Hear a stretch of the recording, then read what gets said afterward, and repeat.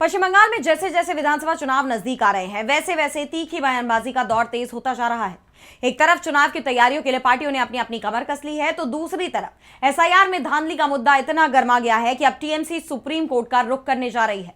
वहीं चुनाव आयोग को चेतावनी देते हुए टीएमसी ने बयान भी दिया है। तो क्या कुछ कहा है टीएमसी ने और क्या है ये पूरी खबर, जानने के लिए देखिए ये रिपोर्ट। पश्चिम बंगाल में चल रही एसआईआर प्रक्रिया का विपक्ष लगातार विरोध कर रहा है और अब इस विरोध की चिंगारी इतनी तेज हो गई है कि बीजेपी और चुनाव आयोग उसमें पूरी तरह से झुलसते नजर आ रहे हैं। और अब एसआईआर में एक ऐसा घोटाला सामने आया जिसे लेकर टीएमसी ने सुप्रीम कोर्ट जाने का फैसला लिया है।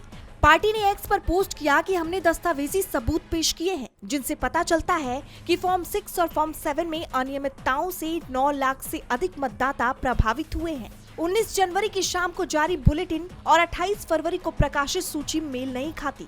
ये गड़बड़ियां मामूली नहीं है बल्कि व्यवस्थित है। जब चुनावी रिकॉर्ड बिना किसी स्पष्टीकरण के बदले जाते हैं तो ये अनजाने में की गई गलतियां नहीं होती।